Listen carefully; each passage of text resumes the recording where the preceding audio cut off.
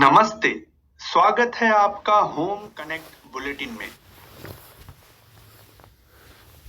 यहाँ पर हम सीखेंगे 7 इंपॉर्टेंट ट्रबल शूटिंग स्टेप्स जो हमें फॉलो करनी है टीएचडी को कॉल करने से पहले air fibre SR work order में, जहां पर समस्याएं हो सकती है स्लो स्पीड, फ्रीक्वेंट डिस्कनेक्शन या home gateway red light blinking.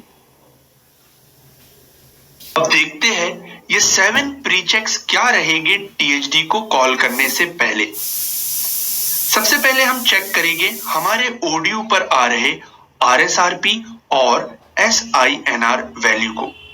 हमारा दूसरा प्री चेक रहेगा जहां पर हम पोर्ट निगोशिएशन को चेक करेंगे।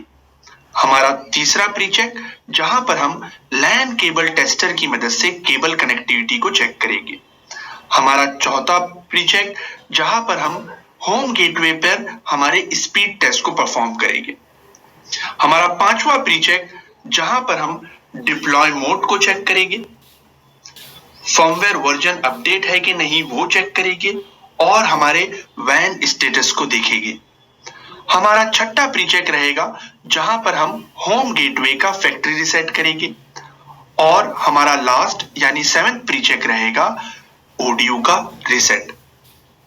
हमें यह ध्यान रखना है कि ये सारे ही प्री चेक सीक्वेंस में फॉलो करने हैं, यानी आरएसआरपी और एसएनआर सबसे पहले चेक किया जाएगा और सबसे आखिर में ओडीयू को फैक्ट्री रीसेट किया जाएगा। और हम टीएचडी को उसी वक्त कॉल करेंगे अगर ये सातों प्री चेक कॉल होने के बाद भी समस्या का समाधान नहीं होता है।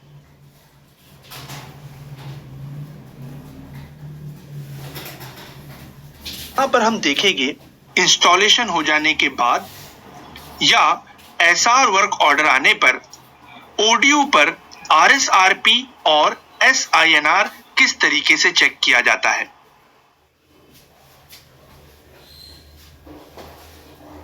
जिसके लिए हमारे मोबाइल फोन में जियो फील्ड डायग्नोस्टिक और जियो होम एप्लीकेशन का होना जरूरी है। प्ले स्टोर से हम ये दोनों एप्लीकेशन को डाउनलोड कर लेंगे और जियो होम में मोबाइल नंबर एंड ओटीपी के थ्रू लॉगिन कर लेंगे।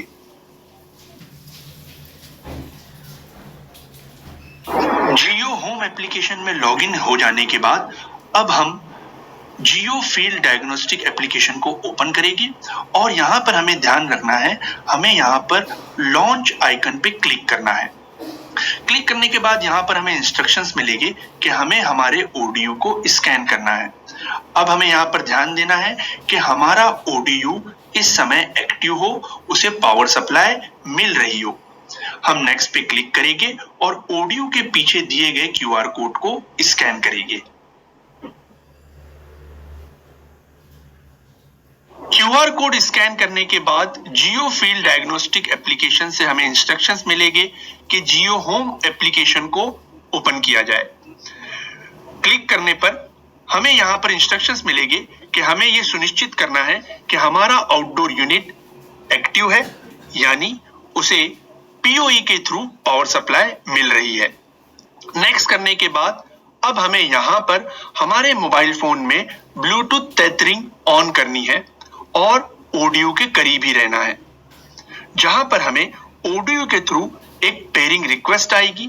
हमें चेकबॉक्स को सेलेक्ट करना है और पेयर करना है। यहां पर हमें वेट करना होगा। ब्लूटूथ के थ्रू हमारा मोबाइल ओडीयू से कनेक्ट हो रहा है। कनेक्शन एस्टेब्लिश हो जाने के बाद हम जियो होम एप्लीकेशन में ओडीयू के आरएफ स्टेटस को देख पाएंगे, जहां पर हमें दो पैरामीटर्स दिखाई देंगे।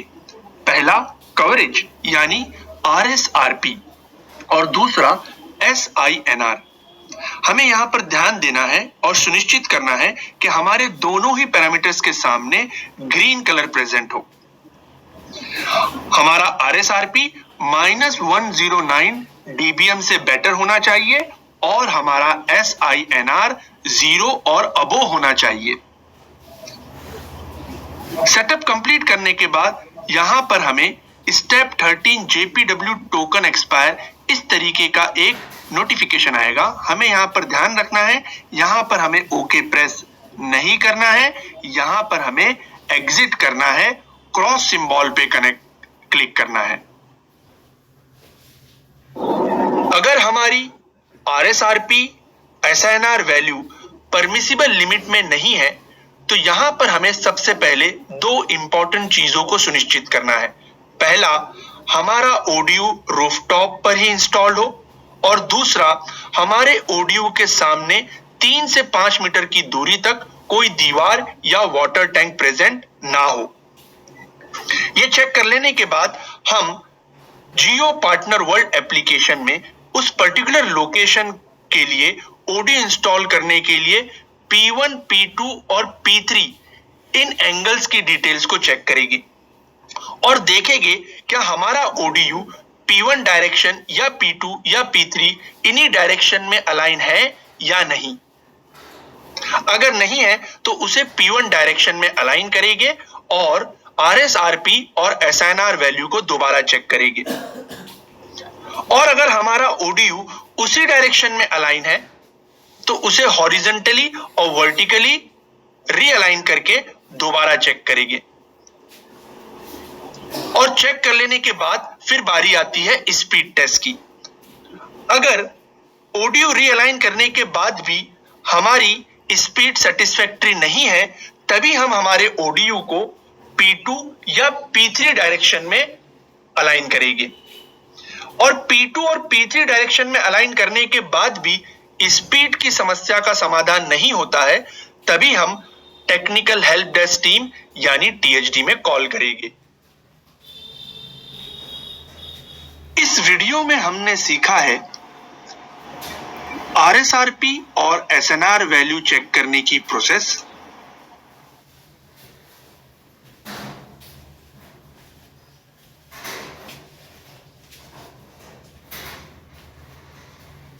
और साथ ही साथ RSRP और SNR अगर परमिसिबल लिमिट में नहीं आ रहा है तो हमें एक्शन क्या लेना होगा।